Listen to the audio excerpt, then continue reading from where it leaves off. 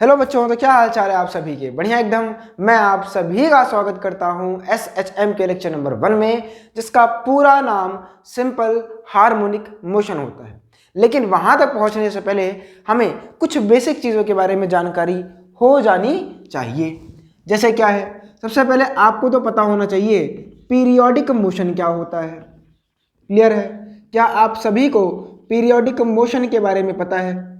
पहले बताइए, क्या आप सभी को पीरियोडिक मोशन के बारे में पता है? अब आप मैथ में पढ़े होंगे पीरियोडिक फंक्शन, जैसे आपके साइन, कॉस, टेन, ये सब आपके पीरियोडिक फंक्शन होते हैं। वैसे ही यहाँ पे हम लोग एक पीरियोडिक मोशन के बारे में बात करने वाले हैं। सर, वो मोशन जो अपने आप को रिपीट करे उसे हम पीरियोडिक मोशन बोलते हैं। अगर आपके दिमाग में ये डेफिनेशन चल रही है, कौन सी definition? A motion which repeats itself, a motion which repeats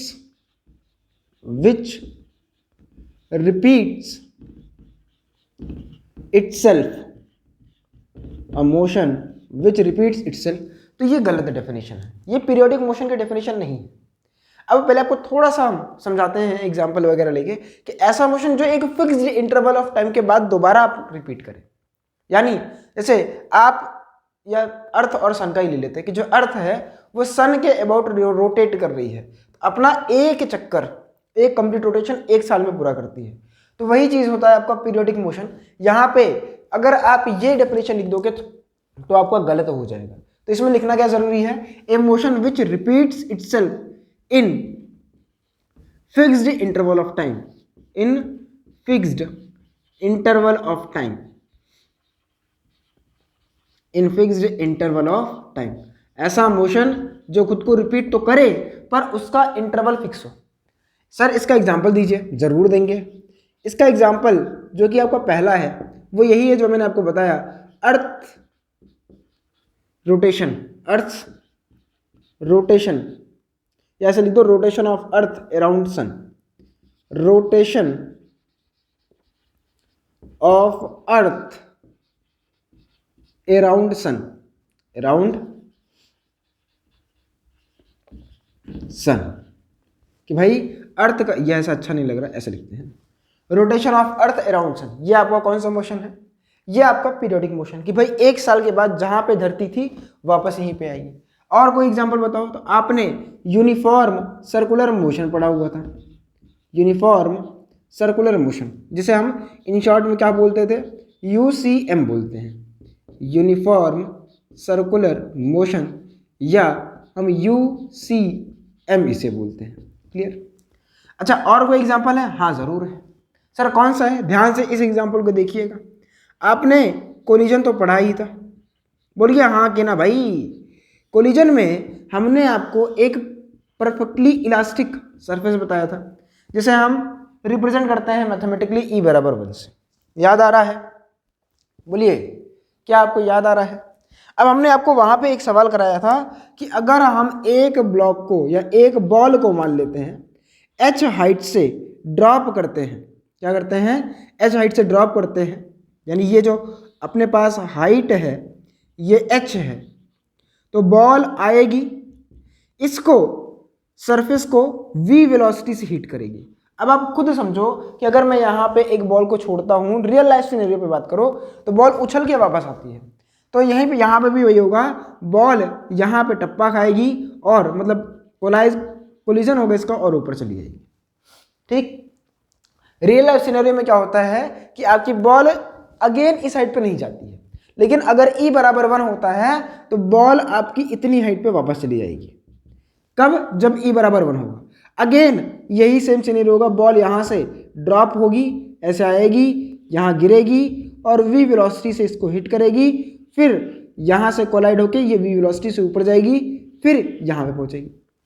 अब ये वाला जो मोशन है, ऐसे ऐसे ऐसे ऐसे, ये मोशन एक फिक्स्ड इंटरवल ऑफ टाइम में होगा और इसीलिए इस मोशन को हम लोग पीरियोडिक मोशन बोलते हैं। क्लियर है? अगर आप यहाँ पे सोचो कि बॉल का आप टाइम निकाल दो, आपने टाइम निकाला ही होगा, t बराबर क्या होता है? 2u/g। तो भाई इतने टाइम में बॉल यहाँ पे वापस चली जाएगी, यानी 2u/g, आप ऐसे यहाँ पे करो तो 2u/g इसका टाइम पीरियड हो जाएगा। क्लियर? क्लियर? ठीक, यानी आप लिख सकते हो, ये एग्जांपल ही है, कोलिजन या छोड़ रहे हैं, समझ गए? चलिए इसको नोट कर लीजिए, हो गया। अब इसी में अपना एक आता है नॉन पीरियोडिक मोशन, वो भी एक मोशन होता है जो खुद को रिपीट करे पर उसका टाइम इंटरवल फिक्स ना हो, है ना, इन या at different interval of time, मतलब उसका टाइम इंटरवल आप फिक्स ना करो, तो हम उसे क्या बोल देते हैं, नॉन पीरियोडिक मोशन बोल देते हैं। अब वो होता क्या है, उसको हमको ज़्यादा नहीं पढ़ना है, एकदम लास्ट में अपने सिलेबस में आता है ना, जो कि डैम्ड ऑसिलेशन नाम का होता है, हम उसके बारे में पढ़ेंगे। ये हो गया पीरियोडिक मोशन, ठीक है। यानी आप सिर्फ समझिए, जिसका हम टाइम पीरियड निकाल सकते हैं वो अपना एक पीरियोडिक मोशन होता है। क्लियर? सर्कुलर मोशन, उसका आप टाइम पीरियड निकाल सकते थे, है ना। आप ये बॉल टप्पा खा रहे थे, आप उसका टाइम पीरियड निकाल सकते हो। अर्थ सन के अबाउट रोटेट कर रही है, आप उसका टाइम पीरियड निकाल सकते हो। जहां पे भी आप टाइम पीरियड निकाल पाओ वो आपका एक पीरियोडिक मोशन होता है। ठीक, क्लियर है? चलिए अब हम आगे बात करते हैं।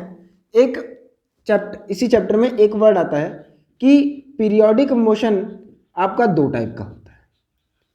ठीक है, पीरियोडिक मोशन आपका दो टाइप का होता है। कौन कौन सा? जैसे पहला आपका होता है सर्कुलर मोशन या यूनिफॉर्म सर्कुलर मोशन बोलते हैं, यूनिफॉर्म सर्कुलर मोशन। ध्यान से, जो भी आपके डाउट होंगे वो मैं कॉन्सेप्ट में ही क्लियर करता हुआ चलूंगा। यानी आपको यहाँ पे एक डाउट आता है कि सर सर्कुलर मोशन क्या हमारा ऑसिलेशन नहीं है, तो हम इसलिए दोनों को अलग ही करते हैं। पीरियोडिक मोशन आपका दो टाइप का होता है, एक होता है यूनिफॉर्म सर्कुलर मोशन और एक होता है आपका ऑसिलेशन। सर अब ये क्या ऑसिलेशन क्या है? अरे बता रहे हैं भाई, ऑसिलेशन, अगर ऑसिलेशन की बात करें तो आपने अपने रियल लाइफ में बहुत ढेर सारे मोशन ऐसे देखे होंगे ऑसिलेशन वाले। जैसे आपको हमने पढ़ाया हुआ था फ्लूइड में, याद करिए, हमने आपको सिंपल पेंडुलम पढ़ाया हुआ था, याद आ रहा है कुछ, है ना। तो वो जो मोशन करता है वो सर्कुलर नहीं होता है, यानी वो आपका पीरियोडिक मोशन तो होता है, सिंपल पेंडुलम की बात कर रहे हैं, और एक आइडियल केस में बात कर रहे हैं। ठीक है, वो आपका क्या होता है, वो आपका एक ऑसिलेशन होता है। ठीक है, ऑसिलेशन आपका क्या है, ऑसिलेशन आपका टू एंड फ्रो मोशन है, टू एंड फ्रो मोशन, यानी ऐसा पीरियोडिक मोशन, यानी ऐसा मोशन या ऐसा टू एंड फ्रो मोशन जिसका जो पीरियोडिक हो। पहली बात तो ध्यान सुनो, ऐसा पीरियोडिक मोशन, सॉरी ऐसा टू एंड फ्रो मोशन जो पीरियोडिक हो, हम उसे क्या बोलते हैं, ऑसिलेशन। अब क्या टू एंड फ्रो मोशन मतलब कि एक पॉइंट के अबाउट इधर उधर आना जाना लगा रहे। ऐसा आप खड़े हैं और आपकी महिला मित्र बैठी हुई हैं, आपको उनको देखने का बहुत जोर से मन कर रहा था, तो आप आगे जाए, थोड़ा सा वहां रुके, फिर उनके बगल से गुजर जाए, उनके पास न जाए, आप उनको ऐसे देखते रहे, ऐसे वाला, जैसे आपके पिताश्री आपको देखते हैं, ऐसे वाला, है ना। एग्जाम हो रहा है, एग्जाम में आपके जो टीचर हैं वो आपको ऐसे बार बार क्रॉस किए जा रहे हैं, ऐसे मोशन को लोग टू एंड फ्रो मोशन बोलते हैं। ठीक है, टू एंड फ्रो मोशन। अब वो जो टू एंड फ्रो मोशन है वो किसी एक पॉइंट को बार बार क्रॉस कर रहा होगा, तो यहां पे आगे हम जोड़ते हैं to and fro motion of a body about a point, about a point, कि भाई एक पॉइंट के अबाउट ही वो मोशन हो रहा होगा। जैसे आपका जो टीचर है वो आपको बार बार आपके अबाउट क्रॉस कर रहा होगा, हर टीचर के लिए वो, सॉरी हर स्टूडेंट के लिए वो अपने आप को फिक्स मान के कर रहा होगा। ऐसा आप समझिए कि ये अभी इसका ये पोजीशन है। अब मान लीजिए मैं इसको यहाँ से सरका दूँ, ये ओ गिरिया, समझो यार, यहाँ पे नहीं दिख रहा है कुछ, ऐसा मान लो यहाँ पे ऐसे है, तो यहाँ पे ये चीज़ बार बार इस वाले पॉइंट के अबाउट, इस वाले पॉइंट को बार बार क्रॉस करती रहेगी। ये चीज़ क्लियर हुई? अगर देखो सिमुलेशन भी आपको दिखा देंगे, अगर मैं रिकॉर्ड, देखो वादा नहीं कर रहा हूँ, अगर मैं रिकॉर्ड करके इसको अपलोड कर पाया सिमुलेशन, तो मैं आपको यहाँ पे दो एग्जांपल दिखा दूंगा। ठीक है, कि अपना जो सिंपल पेंडुलम है वो कैसे, एक टू एंड फ्रो मोशन क्या होता है वो मैं आपको समझा दूंगा, एग्जैक्टली पक्का बता रहा हूँ। ठीक है, अब इस बात को समझिए, यूनिफॉर्म मोशन और ऑसिलेशन दोनों को एक एग्जांपल लेके समझाते हैं। यहाँ पे आपका पार्टिकल क्या होता है, मान लीजिए आपका पार्टिकल ऐसे सर्कुलर मोशन में घूम रहा है, सर्कुलर मोशन में जिसका रेडियस r है वैसे घूम रहा है मान लेते हैं, ठीक है। यहाँ पे ऐसे पहुंचा, यहाँ पे ऐसे पहुंचा। अभी मान लेते हैं पार्टिकल की जो वेलोसिटी है वो v है, यहाँ भी पार्टिकल की वेलोसिटी v है, यहाँ भी पार्टिकल की वेलोसिटी v है, यहाँ भी पार्टिकल की वेलोसिटी v है। अब आपको पता है कि यूनिफॉर्म सर्कुलर मोशन में पार्टिकल एक फिक्स्ड इंटरवल ऑफ टाइम के बाद इस पॉइंट को क्रॉस करेगा। क्लियर है सर? तब ये ऑसिलेशन क्यों नहीं हुआ? रीजन देखो कि भाई आना जाना लगा रहे, आप इस पॉइंट के अबाउट सिर्फ पार्टिकल जा रहा है, आना जाना नहीं लगा रहा है। यानी अगर आप, मैं समझाऊं कैसे, देखो एग्जांपल लेते हैं। इसका एग्जांपल क्या है? एक पेंडुलम है, इसका एग्जांपल एक पेंडुलम, लेकिन अपने सिलेबस में सिर्फ और सिर्फ सिंपल पेंडुलम है तो हम उसी को बताते हैं। जैसे फॉर एग्जांपल देखिए, ये आपके पास कोई पेंडुलम था, आपने इस पेंडुलम को ऐसे रखा हुआ था, पेंडुलम को हल्का सा आपने खींचा तो पेंडुलम आपका ऐसे ऐसे ऐसे, फिर ऐसे ऐसे ऐसे ऐसे ऐसे ऐसे ऐसे, फिर ऐसे, फिर वापस ऐसे आएगा और ये मोशन करता रहेगा। मतलब ऐसे ऐसे ऐसे ऐसे ऐसे मोशन करता रहेगा।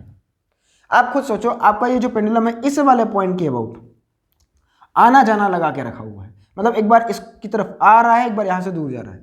लेकिन इस वाले पॉइंट पे समझो तो पार्टिकल का मोशन सिर्फ इधर के डायरेक्शन में है, लेकिन यहाँ पे देखो तो पार्टिकल का मोशन इस पॉइंट के बाद इधर भी है और पार्टिकल का मोशन इस पॉइंट के बाद इधर भी है।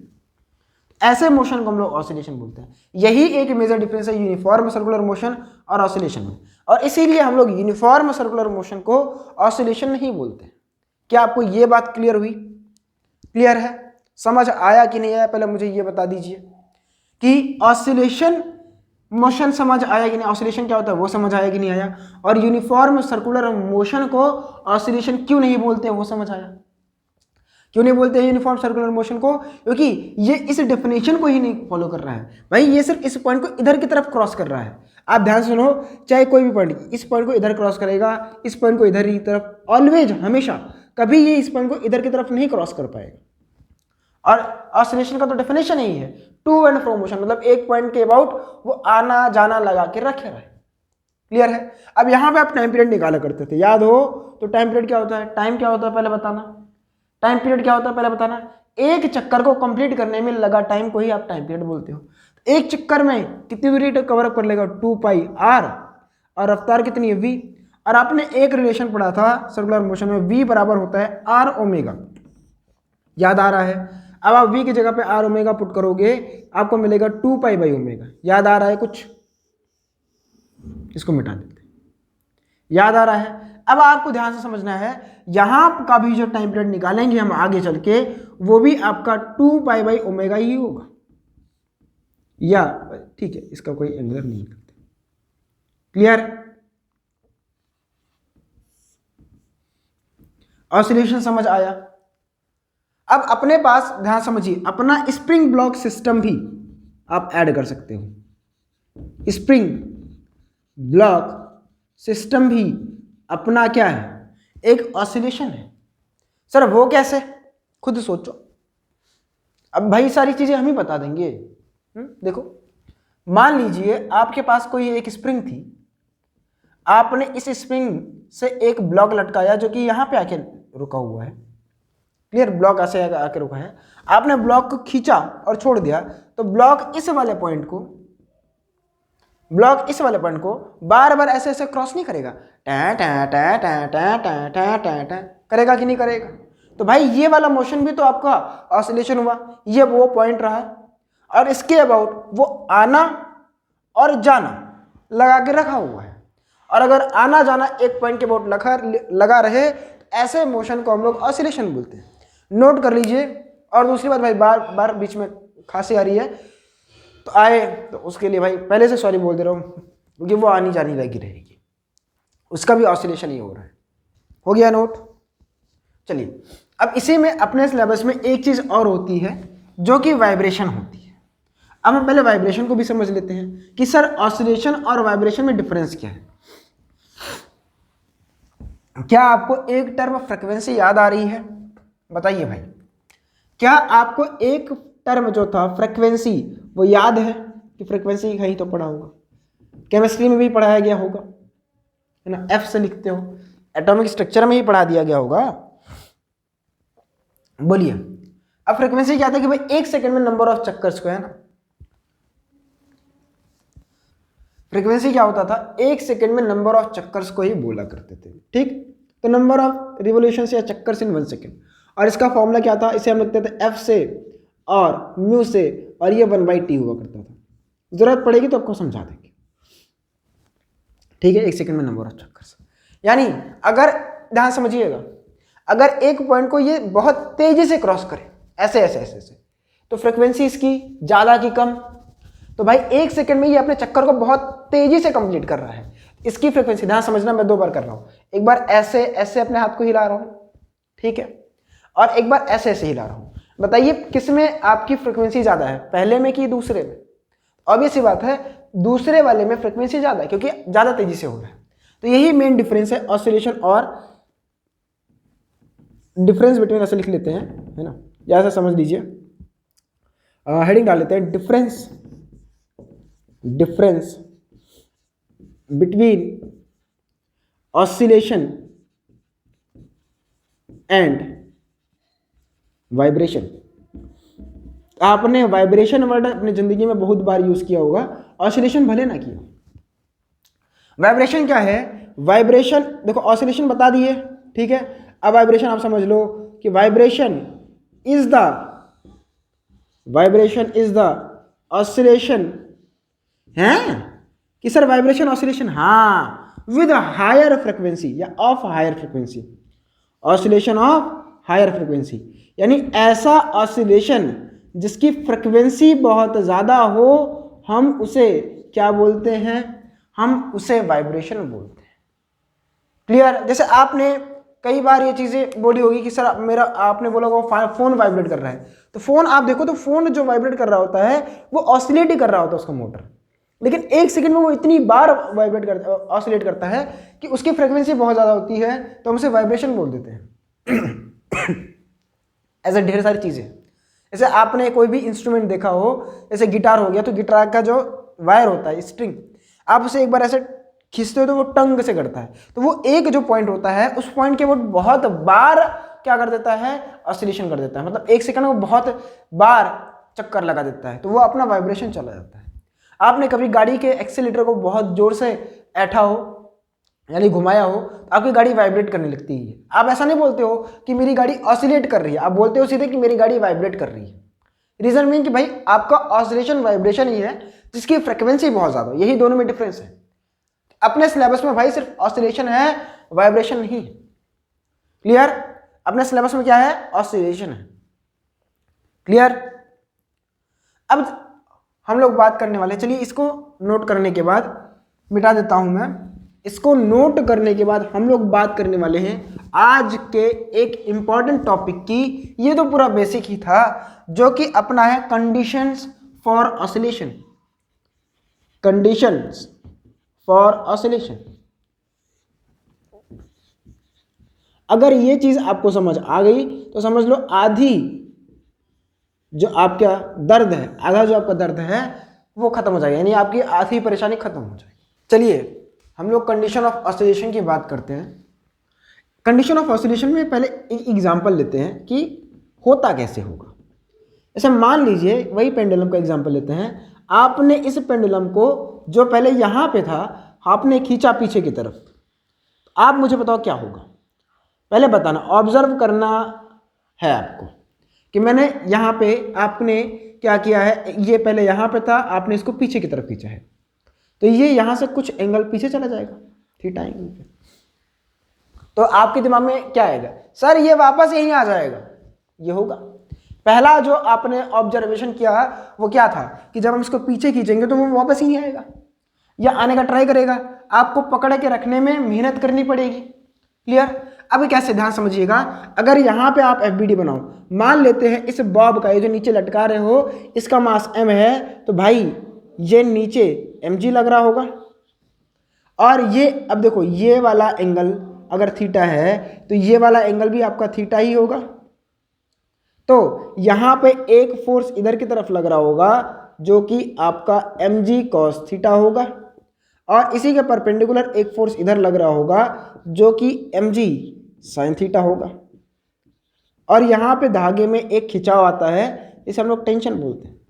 सर हम टेंशन को भी तो रिजॉल्व कर सकते थे, ये डाउट किस किस के दिमाग में आया कि सर हम टेंशन को रिजॉल्व क्यों नहीं कर रहे हैं। आओ देखो, अगर बेटा तुमने टेंशन को रिजॉल्व किया तो क्या होगा, करके देख लो। जो डाउट आए उसे आप क्या करो, बढ़िया से रिजॉल्व कर लो। देखो ये एंगल थीटा था, आपके दिमाग में आ रहा है कि सर हम टेंशन को रिजॉल्व कर ले, ये एंगल आपका थीटा था तो ये एंगल भी अपना थीटा होगा, तो टेंशन का एक कंपोनेंट टी कॉस थीटा होगा और एक कंपोनेंट इधर होगा टी साइन थीटा। हालांकि आपको ये चीज हम बता चुके हैं सर्कुलर मोशन। ठीक, अब आप मुझे बताओ कि जब आप इस ब्लॉक को छोड़ोगे तो आपका ब्लॉक कैसे मोशन करेगा? क्या यहां पे रह के वो ऐसे ऐसे मोशन करेगा? खुद सोचो, दिमाग लगाओ दिमाग। आपने बोला सर हम टेंशन को करते हैं, तो टेंशन ने क्या किया, टी कॉस थीटा ने mg को बैलेंस किया, तो नेट फोर्स क्या बचा, यही बचा। अब नेट फोर्स का डायरेक्शन क्या है, इधर की तरफ है, तो जब नेट फोर्स का डायरेक्शन इधर की तरफ है तो मोशन भी इधर ही होना चाहिए ना। आपको सोचो कि आपने ऐसे छोड़ा और आपका ऐसे आ रहा है मोशन, ऐसे होगा थोड़ी ना यार, ये गलत है। यही रीजन है कि हम टेंशन को रिजॉल्व नहीं करते हैं। और आपको बताए भी थे कि हमेशा मोशन के अलोंग और मोशन के परपेंडिकुलर ही रिजॉल्व करना है। और आपको भी बताए थे कि भाई मोशन ऐसे हो रहा है, इसलिए हमने टी को नहीं किया, टी तो हमेशा मोशन के परपेंडिकुलर रहेगा। क्लियर, डन, चलिए बहुत बढ़िया। तो हमने इसको क्या किया, रिजॉल्व कर दिया। अब आप ध्यान से देखो तो ये एक देखो टी ने mg sin थीटा को mg cos थीटा को बैलेंस कर लिया। आपके पास एक नेट फोर्स बच रहा है mg sin थीटा, एक फोर्स F नेट बच रहा है जो कि mg sin थीटा है इस ब्लॉक के ऊपर या इस बॉब के ऊपर। ठीक है, सॉरी, क्लियर है? अब आप ध्यान से समझो, इस mg sin थीटा की डायरेक्शन किधर है, ये वाली पोजीशन की तरफ, ये वाली पोजीशन की तरफ। अब इस वाली पोजीशन को हम लोग क्या बोलते हैं, मीन पोजीशन बोलते हैं, यानी जहां पे पहले रुका हुआ था। अब एक चीज और समझिएगा, ये मीन पोजीशन जो है ये आप मोशन के पहले निकालते हो, मोशन के बाद नहीं। अब मीन पोजीशन पे काफी बच्चों को ये रहता है कि जहां पे पार्टिकल रुके, भाई रुकता तो यहां भी है, क्या ये मीन पोजीशन हो जाएगा? नहीं, मीन पोजीशन ये होगा। तो मीन पोजीशन की डेफिनेशन क्या है कि ऐसा पॉइंट जहां पे where F net is zero, कि जहां पे आपका नेट फोर्स जीरो हो, हम उसे मीन पोजीशन बोल देते हैं। क्या आपको मीन पोजीशन क्लियर हो गया? अब मीन पोजीशन के बाद आप समझो कि ब्लॉक आपका वापस से ही आएगा। अब इसी वाले फोर्स को जो आपका एफ नेट बराबर mg साइन थीटा आ रहा है, हम इसी वाले फोर्स को क्या रीस्टोरिंग फोर्स नहीं बोल सकते? ये वर्ड बार बार आएगा, रीस्टोरिंग फोर्स। कौन सा फोर्स? जो बॉडी को उसकी पोजीशन पे वापस लेके जाना चाहे, उसे हम क्या बोलते हैं, रीस्टोरिंग फोर्स बोलते हैं। क्लियर? यानी which tries to take body to its mean position, या ऐसा फोर्स, ध्यान समझो, ये जो फोर्स है ये टुवर्ड मून पोजीशन होता है ऑलवेज। इस फोर्स की डायरेक्शन क्या होती है, अगर आप इस फोर्स के बारे में समझो तो इसकी जो डायरेक्शन होती है, डायरेक्शन इज ऑलवेज, ये एक सबसे इंपॉर्टेंट टर्म है, direction is always towards mean position, towards mean position, कि भाई इसकी जो डायरेक्शन है वो हमेशा मीन पोजीशन की तरफ होगी। सर ये मतलब नहीं समझ आया, थोड़ा सा ध्यान से देखिए। अगर आपके किसी मित्र ने, या छोड़ो आप ही ने इसको यहाँ छोड़ दिया और ड्रॉप किया, तो क्या ब्लॉक यहाँ पे आके रुक जाएगा? नहीं रुकता है, वो यहाँ को क्रॉस करके इधर चला आता है। मान लेते हैं वापस से ये किसी एंगल पे आ गया, अब ये एंगल थीटा है, ये मुझे नहीं पता, तो हम कोई एंगल मान लेते हैं अल्फा वगैरह। अब सर अल्फा क्यों माने, क्या थीटा बराबर अल्फा है? ये डाउट मत लेके आइएगा। हमने ये थोड़ी ना बोला कि जितना पीछे ये गया उतना ये कीजिए, हमने किसी भी एक जनरल पॉइंट पे उसकी फोटो खींच ली और यहाँ पे लाके चिपका दी। अब ये जरूरी नहीं कि थीटा और अल्फा आपस में बराबर हो। तो अगर आप ध्यान से देखो तो यहाँ पे टेंशन टी लग रहा होगा और इसका mg नीचे लग रहा होगा। अगर आप फिर से कंपोनेंट करोगे तो इधर की तरफ एक फोर्स लगेगा mg साइन अल्फा, और इस टेंशन को बैलेंस करने वाला एक फोर्स होगा mg कॉस अल्फा। क्लियर। अब ध्यान से देखिए कि इस टेंशन को mg cos अल्फा बैलेंस कर देगा, तो बचा कौन सा फोर्स, mg sin अल्फा। यानी आप खुद सोचो, ब्लॉक यहां जा रहा है और उसके तरफ एक फोर्स इधर की तरफ लग रहा है, तो कुछ देर बाद ब्लॉक तो रुकेगा ही, और आपने देखा भी है ब्लॉक रुकता है कि ब्लॉक ऐसे जा रहा है जा रहा है जा रहा है जा रहा है जा रहा है, एक पॉइंट पे रुकेगा। रीजन भी भाई फोर्स लग रहा है तो रुकेगा तो है ही, और फिर यहां पे रुकने के बाद फिर वापस आता है। क्यों? क्योंकि इधर की तरफ एक फोर्स लग रहा है mg वाला, ये देखो रिस्टोरिंग फोर्स इसे बोलते हैं। अब ये फोर्स देखो मैंने क्या बोला, ऑलवेज टुवर्ड्स मीन पोजीशन, इस फोर्स की डायरेक्शन मीन पोजीशन की तरफ है। Done, clear. तो कंडीशन ऑफ ऑसिलेशन, ये एक एग्जांपल से हमने आपको समझाया कि कंडीशन ऑफ ऑसिलेशन क्या है, there should be a restoring force. और रीस्टोरिंग फोर्स क्या होता है, वो फोर्स जो बॉडी को उसकी मीन पोजीशन की तरफ लेके जाए, या which tries to body to bring towards its mean position. यानी पहला केस क्या है, there should be a restoring force,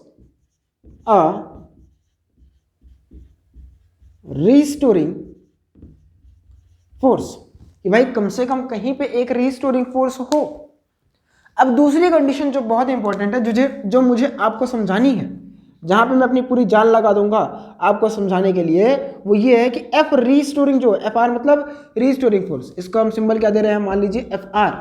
जो आपका रीस्टोरिंग फोर्स है वो -x⁴n के प्रोपोर्शनल है। ये n है, x नहीं है। ये जो रीस्टोरिंग फोर्स है ये x⁴n के माइनस के प्रोपोर्शनल है। अब आपके दिमाग में तीन चीजें आ रही होंगी कि सर ये माइनस क्या है ना, ये माइनस क्या है, सर ये x क्या है, और ये n क्या है। तो हम इन तीनों के बारे में एक एक करके बात करेंगे, क्लियर। लेकिन इसके पहले थोड़ा सा मैं मीन पोजीशन के बारे में बात करना चाहूंगा। किसके बारे में, मीन पोजीशन के बारे में। क्योंकि यहां पे आप में से काफी लोग डाउट में रहते हो कि सर ये मीन पोजीशन क्या होता है। क्योंकि अगर हम बात करें ये x क्या है, ये डिस्प्लेसमेंट, अगर आप ध्यान से ये x के बारे में बता दे रहा हूं, ये x क्या है, ये आपका डिस्प्लेसमेंट है of body from mean position. क्या है, फ्रॉम मीन पोजीशन। क्या है, displacement of body from mean position.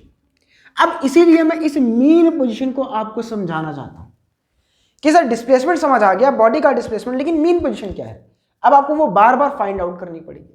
और मैंने आपको थोड़ा सा ग्लिम्स दिया था कि मीन पोजीशन ऐसा पॉइंट होता है जहां पे एफ नेट 0 होता है।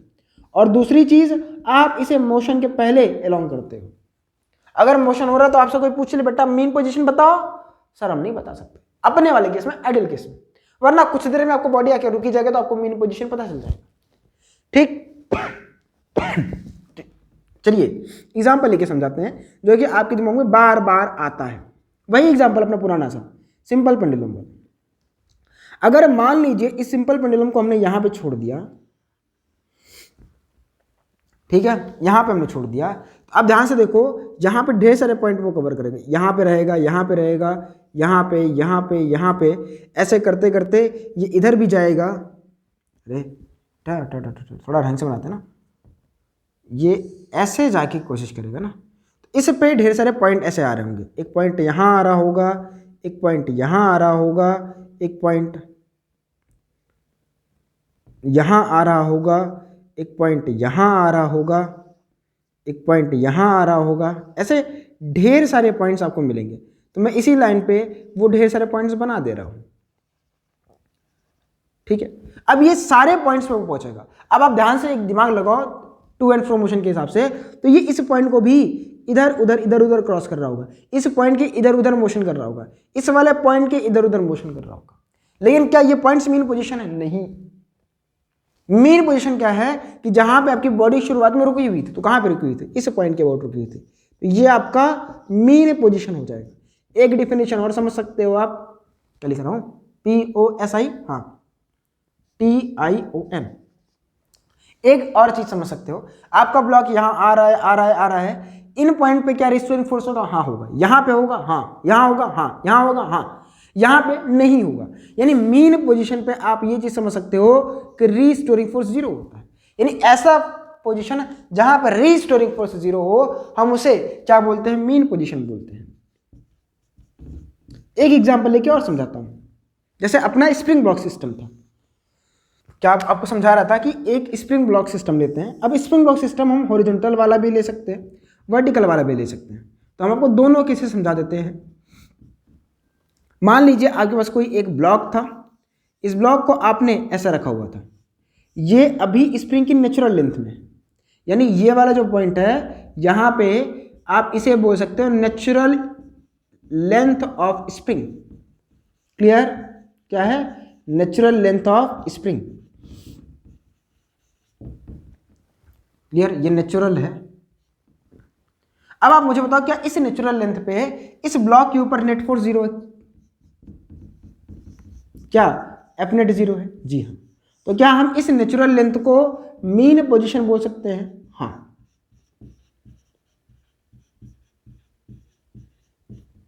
क्या स्प्रिंग के केस में उसकी नेचुरल लेंथ ही मीन पोजीशन होती है? तो जवाब है नहीं। स्प्रिंग के केस में उसके नेचुरल लेंथ मीन पोजीशन हमेशा हो, ये जरूरी नहीं। क्या बात कर रहे हो सर? हमने तो पढ़ा था कि अगर नेचुरल लेंथ में स्प्रिंग रहती है तो कोई फोर्स नहीं लगाती। हाँ, आपका ये डाउट क्लियर करते हैं, क्योंकि यहाँ पे बच्चों का डाउट रहता है। समझ आई बात? मीन पोजीशन क्या होता है? क्लियर? चलिए हम आपको वर्टिकल वाला केस लेके समझा देते हैं, जो अभी आपने हमसे डाउट पूछा कि मीन पोजीशन क्या नेचुरल लेंथ पे हमेशा आएगी? तो जवाब है नहीं आती है। आप इसको समझो। आपने एक स्प्रिंग आपके पास थी, आपने अभी इसके पास कोई ब्लॉक वगैरह नहीं लटका के रखा है, ठीक? आपकी तब ये क्या हो जाएगी? ये इसकी नेचुरल लेंथ हो जाएगी। क्लियर? आप जैसे ही इस पे कोई एक ब्लॉक लटकाओगे तो ब्लॉक तो नीचे खिसका देगा ना उसको, यही तो होगा। अब क्या ये पोजीशन उसकी मीन पोजीशन होगी? तो जवाब है नहीं, क्योंकि ब्लॉक जहां पे आके रुकेगा वही क्या होगा? उसका नेचुरल लेंथ होगा। और आपको ये पता होगा कि ये जो आपको बोलते हैं ये मैक्सिमम एक्सटेंशन होता है, मैक्सिमम इलॉन्गेशन। और इस वाले केस में जहां पे हम एफ नेट 0 बोलते हैं, ब्लॉक आके रुक रहा है, तो कब आके रुकता है? जब ब्लॉक के mg को आपका स्प्रिंग फोर्स जो कि ऊपर लग रहा होता है, जो कि kx के बराबर होता है, वो बैलेंस कर ले। यानी ये जो लेंथ होती है x, इस केस को कैसे निकालते हैं? kx बराबर mg करके, तो ये आपका होता है mg/k। क्लियर? बोलो हाँ कि ना? क्लियर है ना? अब इस पॉइंट के अबाउट अगर आप ब्लॉक को ऐसे खींच दोगे हल्का सा, तो ये इस पॉइंट के अबाउट क्या करता है? इलॉन्गेशन करता है, मतलब सॉरी क्या ऑसिलेशन करता है। यानी ये हो गया इसका मीन पोजीशन। ये क्या हो गया? इसका मीन पोजीशन। ये क्या है? ये इसका नेचुरल लेंथ है। यानी स्प्रिंग का नेचुरल लेंथ उसका मीन पोजीशन हमेशा नहीं होता है। ये आपका वर्टिकल स्प्रिंग ब्लॉक सिस्टम है, ये आपका हॉरिजॉन्टल स्प्रिंग ब्लॉक सिस्टम है। तो हॉरिजॉन्टल वाले में तो सेम चीज रहेगा, मीन पोजीशन उसका नेचुरल लेंथ। लेकिन अगर वर्टिकल वाला आ गया तो भाई मत करना, किसी एंगल पे आया तो। क्लियर? ऐसे आपने वेज वगैरह पे आ जाओ तो भी आपको नहीं बोलना है कि उसका मीन पोजीशन होगा। एक एग्जांपल लेके और समझा देता हूं। देखिए ये एग्जांपल ये मिटा देता हूं मैं, अभी जरूरत पड़ेगी तो वापस लेके आएंगे। ठीक है? अभी हम लोग कंडीशन ऑफ ऑसिलेशन की ही बात कर रहे हैं। अब इसमें आपको ढेर सारे डाउट्स आते हैं, वो मैं क्लियर कर रहा हूं। मान लीजिए आपके पास कोई एक वेज था, इसी वेज पे आपने एक स्प्रिंग लगाई यहां पे, और आपने क्या किया? यहां पे एक ब्लॉक लगाया। तो आप मुझे बताओ, जब आप ब्लॉक को यहां पे अभी हाथ लगा के रोक के रखे हो, तो ये इसकी नेचुरल लेंथ है। ये क्या है? इसकी नेचुरल लेंथ है। पहले मुझे बताओ, क्या ये मीन पोजीशन है? पहला सवाल मेरा आपसे, क्या ये मीन पोजीशन है? जी हाँ, बिल्कुल आपका जवाब सही है कि ये मीन पोजीशन नहीं है, क्योंकि आप जैसे ब्लॉक को अभी मैंने पकड़ के रखा है, जब हाथ हटाऊंगा तो ब्लॉक नीचे खिसक आएगा, और जब ब्लॉक आपका नीचे खिसक आएगा तो ये हो जाएगा उसका मीन पोजीशन। ये क्या होगा? उसका मीन पोजीशन। और आपका ब्लॉक इस वाले पॉइंट के अबाउट क्या कर रहा होगा? ऑसिलेशन कर रहा होगा। क्लियर? तो मीन पोजीशन ऐसा कौन सा पोजीशन है जहां पे आपका रीस्टोरिंग फोर्स 0 होता है, या आप एक अदर संदर्भ में बोल सकते हो कि एफ नेट 0 होता है। क्लियर? क्या आपको ये सारी चीजें क्लियर हुई? तो यानी आप इस वाले कंडीशन पे ध्यान से दिमाग लगाइए। तो f is equal to minus x, F proportional to minus x की पावर n में आपका जो x है वो क्या होता था? डिस्प्लेसमेंट होता था।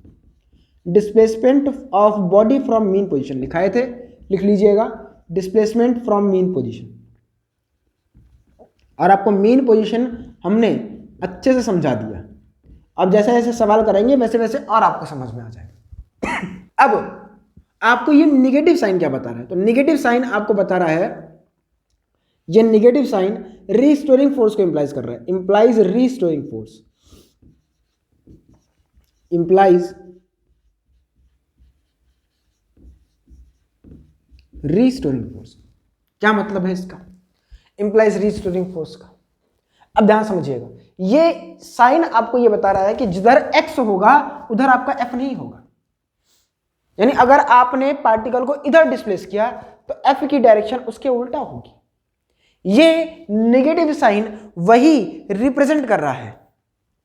यानी ये क्या रिप्रेजेंट कर रहा है? ये आपको रिप्रेजेंट करके बता रहा है कि फोर्स, ये आपको ये बता रहा है कि force and displacement, force and displacement are in opposite direction.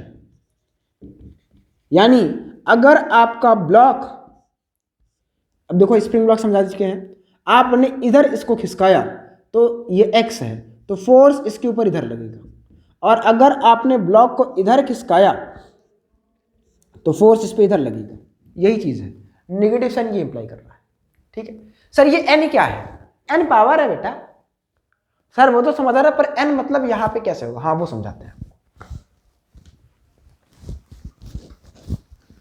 रे रे रे, f बराबर माइनस एक्स की पावर n, वो भी नहीं समझ आ रहा कि n क्या है। n मतलब भाई क्या ही बताया तुमको। f proportional to minus x की पावर n में ये जो n है ये पावर ऑफ x है। क्या है? पावर ऑफ x है। अब ध्यान समझिएगा, हाँ मजा लेने के लिए जो भी बोल दिया आपके, ये आपका n जो है ये आपका ऑड इंटीजर होगा, ऑड इंटीजर, और पॉजिटिव भी होगा। नेगेटिव अपने सिलेबस में नहीं है। ठीक, ऑड इंटीजर होगा।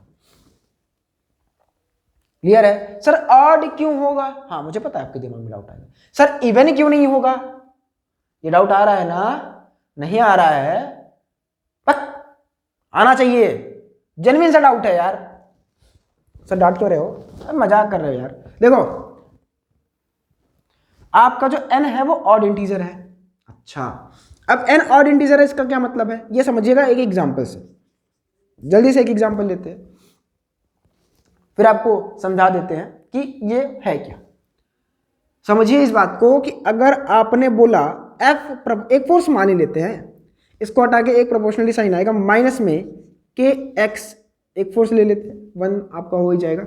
यह काम करते हैं 2 लेते हैं, और एक दूसरा एग्जांपल लेते हैं f बराबर माइनस के एक्स। मिटा ही देता हूं पहले, इतनी चीजें नोट करके हम एक एग्जांपल से आपको समझा देते हैं ताकि बोर्ड पे हमको ढेर सारी जगह मिलती रहे। देखिए समझिए कि वो आपका n निगेटिव ही क्यों था। एग्जांपल में f proportional to minus x की पावर में n निगेटिव क्यों होता है। एग्जांपल ये है, पहला फोर्स आप इसको एक बार देखिए, f बराबर माइनस में के एक्स स्क्वायर, हमने एक बार पॉजिटिव रख लिया है। दूसरा f बराबर माइनस के एक्स क्यूब, ये रख लिया। क्लियर? चलिए देखिए, अगर हम x बराबर पहले कुछ समझते हैं, मान लेते हैं यहाँ पे हमने कोई एक ब्लॉक रखा हुआ था, अगर x बराबर 0 मान लें तो आपका फोर्स भी 0 आएगा। क्लियर? चलिए, तो ये x बराबर 0 था, आपका ब्लॉक अभी यहाँ था। ठीक, हमने क्या किया, x को पॉजिटिव लिया, यानी हमने ब्लॉक को इधर खिसका दिया। कितना खिसकाया कोई डिपेंड नहीं है।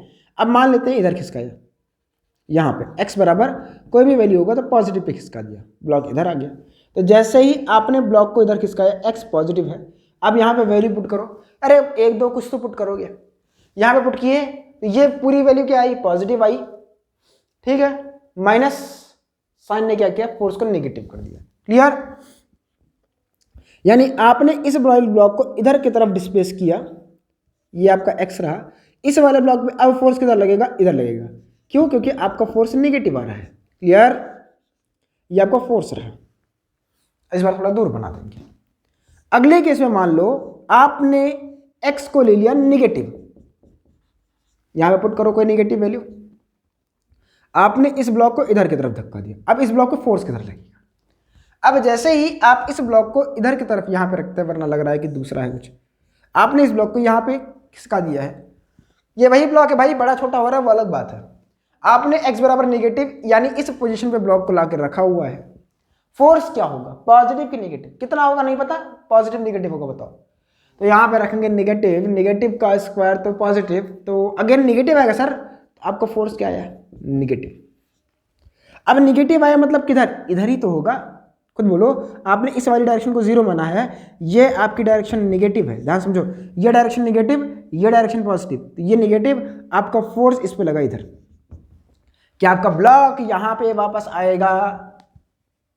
यहां गया, यहां से वापस भाग गया, आया ही नहीं, यानी यहां पे ऑसिलेशन हो ही नहीं रहा है। और ऑसिलेशन की कंडीशन क्या थी कि भैया इस पॉइंट के बाद टै टै टै टै मोशन करें, आना जाना आना जाना आना जाना लगा के रखे। एक बार आपने इसको इधर से खिसकाया, आया तो फिर चला गया, फिर कभी आया नहीं। लेकिन अगर आप इस कंडीशन को एक्सप्लेन करें ऐसे ही कि भाई x बराबर 0 पे देखा जाए फोर्स 0 है, x बराबर 0 पे ब्लॉक के ऊपर कोई भी फोर्स नहीं लग रहा, 0 है, यानी ये उसका मीन पोजीशन हो गया। ठीक है, अब हम क्या करते हैं, ब्लॉक को पॉजिटिव डायरेक्शन में थोड़ा सा डिस्प्लेस करते हैं। तो जब ब्लॉक को हमने पॉजिटिव डायरेक्शन में डिस्प्लेस किया और हमने सॉल्व किया, देखो ये पॉजिटिव रखेंगे तो किसी पॉजिटिव का क्यूब भी क्या आता है, पॉजिटिव आता है, तो ओवरऑल आपका फोर्स नेगेटिव हो जाएगा। यानी आपने ब्लॉक को डिस्प्लेस किया इधर की तरफ, इस ब्लॉक पे फोर्स लगेगा इधर की तरफ। क्लियर?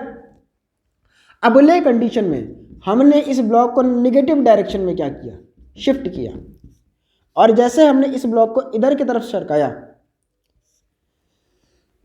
ठीक है, तो पॉजिटिव फोर्स कितना आएगा, तो फोर्स देखो नेगेटिव का क्यूब नेगेटिव, नेगेटिव एक्शन यहां पे पहले से यूज था, तो क्या हो गया पॉजिटिव, यानी आपको फोर्स आ रहा है पॉजिटिव, यानी आपकी बॉडी इधर की तरफ मूव करेगी क्योंकि फोर्स इधर लग रहा है। समझ आई बात? अब आप ध्यान से देखो, इस वाले फोर्स की वजह से आपकी बॉडी को आपने किया तो डिस्प्लेस इधर, पर ये फोर्स इसको वापस इधर लेके जा रहा है। तो भाई पहली कंडीशन क्या थी, there should be a restoring force. यहां पे तो रिस्टोरिंग फोर्स है ही नहीं। क्या यहां पे कोई रिस्टोरिंग फोर्स है? तो जवाब है नहीं है। क्या यहां पे कोई रिस्टोरिंग फोर्स है? तो जवाब है हाँ है। अगर रिस्टोरिंग फोर्स है तो आपका जो कंडीशन ऑफ ऑसिलेशन फॉलो हो जाएगा। तो ये एक मैथमेटिकल एनालिसिस थी भाई, आप देख रहे हो आपने एनालाइज की, ये एक मैथमेटिकल रिलेशन है, ये एक मैथमेटिकल रिलेशन है, एक शब्द में एक लाइन में लिखा, देख रहे हो मैथमेटिक्स का जादू। ये क्या है, कंडीशन ऑफ ऑसिलेशन। सोचो इस एक छोटी सी इक्वेशन ने कितनी चीजों को समा कर रखा हुआ है। ठीक, ये मैथमेटिक्स का जादू है, एक छोटी सी equation f proportional to -x⁴n, लेकिन फिजिक्स के कितने बड़े कॉन्सेप्ट को आपको एक्सप्लेन कर रहा है कि मुझे इसी वाले इक्वेशन को एक्सप्लेन करने में इतना टाइम लग गया। ये आपका कंडीशन ऑफ ऑसिलेशन है और यही आपकी मैथमेटिक्स की खूबसूरती है। आप इसे नोट करिए, फिर हम आगे बढ़ते हैं। हो गया नोट? बोलिए, हो गया नोट? चलिए, यानी आपको यहां तक की चीज समझ आ गई। अब देखो आपके दिमाग में आ रहा होगा सर लिखना कैसे है? भाई बोर्ड पे जितनी भी चीजें लिखी हुई हैं सब आपकी कॉपी में डिट्टो लिखी हुई होनी चाहिए, आप कैसे भी समझो। बस मैं इतना बोल रहा हूँ, बोर्ड पे जो चीजें हैं वो आपको लिख के मिलनी चाहिए। सर ये हम पढ़ेंगे कैसे? देखो पढ़ने वाली जो चीजें हैं, जो डेफिनेशन वाला पोर्शन है, मैं वो आपको नेक्स्ट लेक्चर में बढ़िया से प्रोवाइड करा दूंगा। अभी आप समझ लो, क्योंकि अगर नहीं समझो तो बेटा ये तुम्हारा बहुत पेन पॉइंट रहेगा, आपको बहुत दुख देगा, समझ नहीं आएगा, इसलिए बोल रहा हूं समझ लो। और अगर यहां पे समझो तो आपको वेव भी समझ आएगा, और वेव समझ में आने के बाद आपको 12th में भी आसानी ही होगी। ठीक है, जो बोलते हैं कि 12th तब वही आप रोना रोगे, 11th बर्बाद आप क्या करो, ये समझ लो, आपको आगे वाले पोर्शन बहुत अच्छे से समझ में आएंगे, एसी में यूज होगा, है ना। आपको ये चीज, ये जो पोर्शन है मैं एकदम लास्ट में आपको दिखाऊंगा कैसे जेई एडवांस ने इसको जोड़ के रखा हुआ है। भाई इलेक्ट्रोस्टैटिक में इसको जोड़ के हम सवाल बनाते हैं, क्लियर है? चलिए हम बात करते हैं आगे, ये सब तो बातें होती रहेंगी। बस मैं इतना कह रहा हूँ कि जो लिखने वाला पोर्शन बच रहा है कि मीन पोजीशन क्या होता है उसको ढंग से नहीं लिखा है सर आप, जो आपका टॉर्क होता है, अभी हमें ढेर सारी चीज़ें आपकी बतानी है, लेकिन पहले आप जान तो लो थोड़ा सा चल क्या रहा है। चलिए हम बात करते हैं। आपने अभी तक सीखा कंडीशन ऑफ ऑसिलेशन क्या होती है, F proportional to minus x की पावर एन सर, ठीक, चलो बहुत बढ़िया। अब अगर यहीं पे n बराबर आप 1 पुट कर दो तो क्या मिलेगा sir, f proportional to minus x. अब ये जो है ना, ये कंडीशन फॉर SHM हो जाता है, कंडीशन फॉर SHM।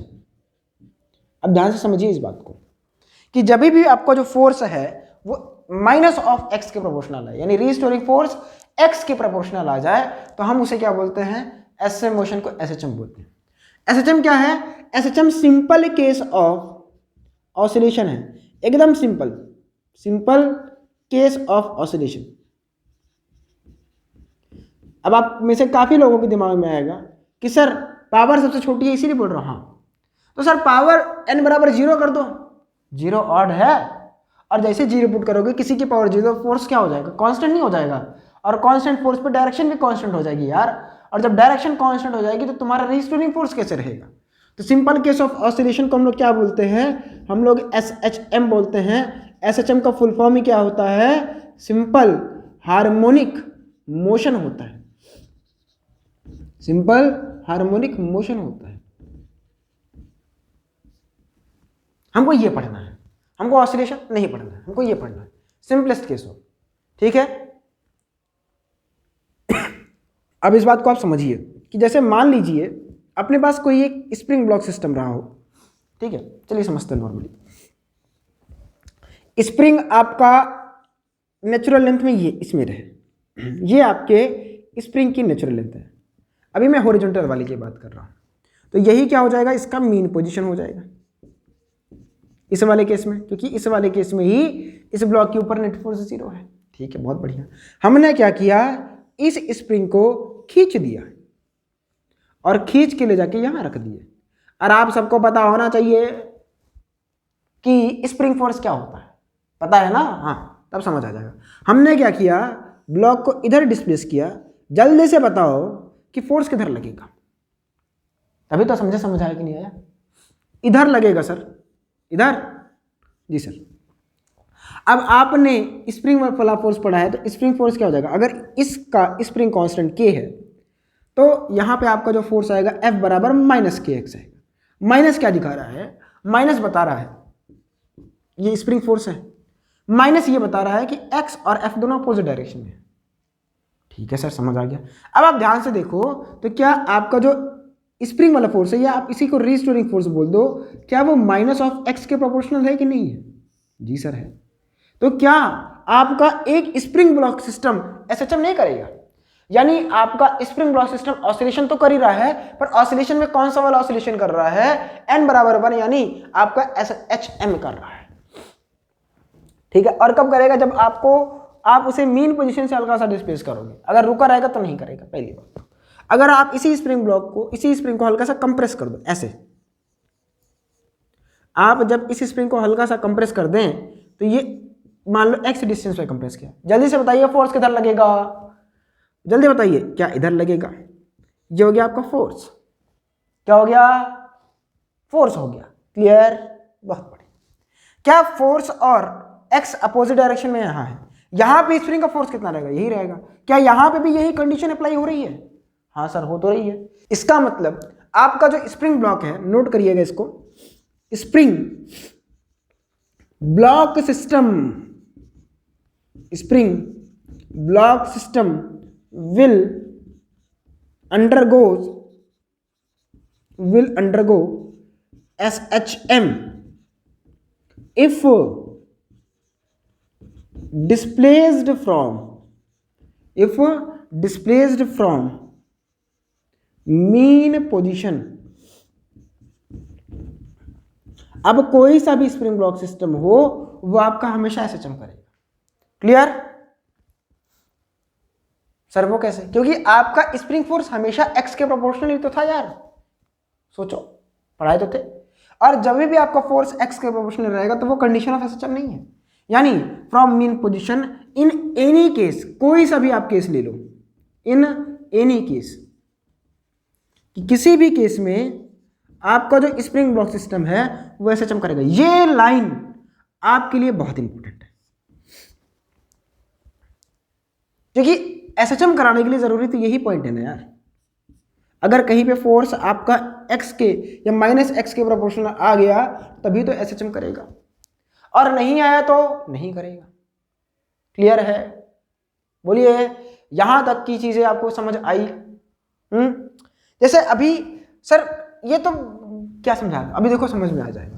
क्लियर? ये बात समझ आ गई ना? चलो मैं फिर से बोल रहा हूं, बोर्ड पे चीजें जैसे नोट हैं, जो भी चीजें मैं नोट कर रहा हूं वो तो आपको नोट करनी ही है पक्के से। वो तो उसमें भाई आप आलस नहीं कर सकते बिल्कुल भी।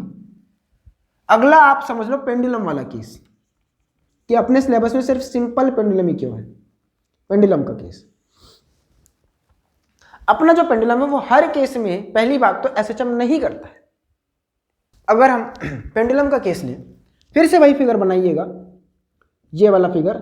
आपने ये वाला फिगर तो समझ ही लिया होगा कि अगर मैं पेंडुलम को यहाँ से ऐसे इधर लेके जाऊँ किसी एंगल थीटा पे, तो इसके ऊपर जो रीस्टोरिंग फोर्स लगेगा वो mg sin थीटा लगेगा। आपका रीस्टोरिंग फोर्स क्या मैं लिख सकता हूँ minus of mg sin theta? हाँ कि ना? पहले ये बताइए। हाँ सर, क्योंकि हम इसको इधर हल्का सा डिस्प्लेस किए तो इस पे इधर लग गया, ये एंगल भी चला गया अपोजिट डायरेक्शन में। क्या ये एसएचएम है? नहीं, क्योंकि आपका जो फोर्स है वो साइन थीटा के प्रोपोर्शनल है। ये एसएचएम नहीं है, दिस इज नॉट एसएचएम। तो सर हम पढ़ेंगे कैसे? अभी तो आपने बताया था है, हाँ मैंने ये नहीं बताया। अब आप ध्यान से समझो, साइन थीटा का एक्सपेंशन आपने पढ़ा हुआ है, बताइए साइन थीटा का एक्सपेंशन पढ़ा हुआ है। भाई देखो, अगर आप थोड़ा दिमाग लगाओ, ये इसकी लेंथ में एल ले लूँ तो ये लेंथ आपका एक्स है, तो आप ये समझोगे थीटा बराबर क्या होता है, आर्क अपॉन रेडियस, यही तो होगा। और अगर यहाँ से ध्यान दो तो थीटा बराबर आपका एक्स बाई एल होता है। अब थोड़ी सी मैथमेटिकल बातें कर लेते हैं कि भाई आपका जो साइन थीटा होता है उसका एक्सपेंशन क्या होता है, theta minus theta cube by 3 factorial, ऐसा कुछ होता है, प्लस थीटा की पावर 5 अपॉन 5 फैक्टोरियल होता है ना?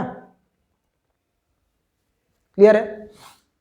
थीटा की पावर 5 अपॉन 5 फैक्टोरियल होता है, फिर माइनस ऐसे शायद थीटा की पावर 7 होता है, और ऐसे डॉट डॉट डॉट हम लोग कर देते हैं। क्या आपको ये चीज़ पढ़ाई गई है? पढ़ाया तो गया ही होगा, बाइनोमियल एक्सपेंशन में पढ़ाया गया होगा, है ना? वहाँ भी हम लोग सीखते ही हैं। ठीक है, अब आप थीटा की जगह पर ये पुट कर दो, साइन थीटा बराबर, ऐसा समझो, छोड़ो अभी। अब मैं अगर आपसे बोलूं कि इफ थीटा इज स्मॉल, या ऐसा समझो, छोड़ो अभी, आराम से एक लाइन और लिख लेते हैं। साइन थीटा बराबर क्या हो जाएगा? साइन थीटा बराबर, आप थीटा की जगह पर एक्स अपॉन एल रखो, x upon L minus x cube upon में 3 फैक्टोरियल इंटू एल क्यूब, या एल क्यूब 3 फैक्टोरियल लिखे, कैसा अच्छा लग रहा है? अरे कैसे भी लिखो यार, है ना? ये हो जाएगा एक्स की पावर 5 अपॉन में एल की पावर 5 इंटू 5 फैक्टोरियल, माइनस में ऐसे। अब आप खुद दिमाग लगाओ कि अगर हम इसे x को, ध्यान समझना, अपने केस में एसएचएम में क्या होता है कि जब ये x स्मॉल हो, for small x, for small x, ये x बहुत स्मॉल होता है। अगर x की वैल्यू बहुत बड़ी हो तो बेटा ये एसएचएम नहीं होगा, ये भाग जा रहा है, देख रहे हो, साइन थीटा के प्रोपोर्शनल आ रहा है। अगर आप x को बहुत बड़ा लिखोगे तो आपका जो फोर्स आ रहा है माइनस ऑफ साइन थीटा के प्रोपोर्शनल आ रहा है। यानी अपने सिलेबस में क्या है, इन आवर सिलेबस, पहली बात तो ये समझो कि थीटा इज स्मॉल, यानी एंगुलर डिस्प्लेसमेंट आपका थीटा स्मॉल है।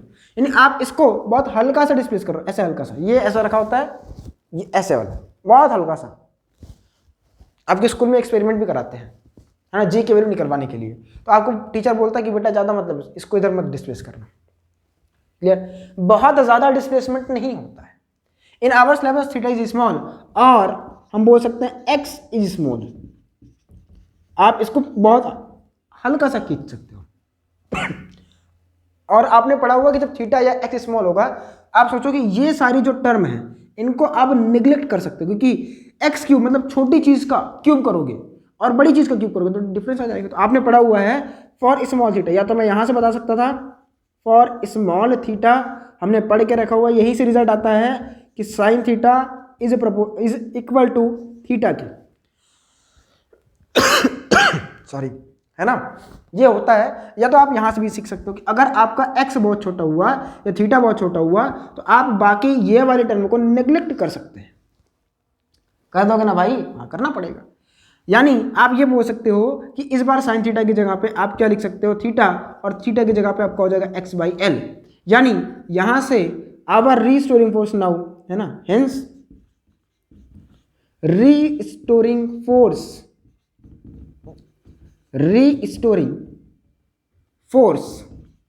एफ आर बराबर क्या होगा, रीस्टोरिंग फोर्स एफ आर बराबर क्या हो जाएगा, -mg।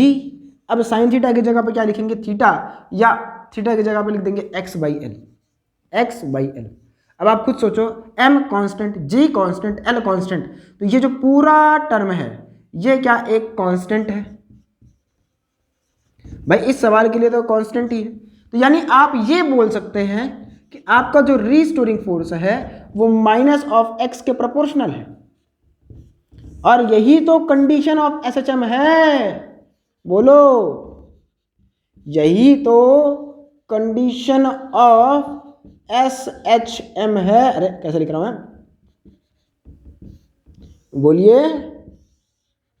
यानी आपको यहां पे क्या समझना है कि आपका स्प्रिंग ब्लॉक सिस्टम, इसीलिए बोला था कि वो हर एक केस में करता है। आप चाहे x को बहुत बड़ा करो चाहे बहुत छोटा करो, अरे हुक्स लिमिट वगैरह आती है ना, वो अलग बात है यार, है ना, मतलब बहुत बड़ा या बहुत छोटा, आपका स्प्रिंग फोर्स हमेशा F प्रोपोर्शनल टू -x ही रहता है। लेकिन यहां पे आपका एम्पलीट्यूड छोटा होना चाहिए, मतलब ये जो थीटा की वैल्यू है ये छोटा होना चाहिए, बहुत ज्यादा डिस्प्लेस मत कर देना, क्योंकि उसके बाद ये SHM नहीं करता, ये ऑसिलेशन करेगा पर SHM। क्लियर? क्या आपको यहां तक की चीजें समझ आई?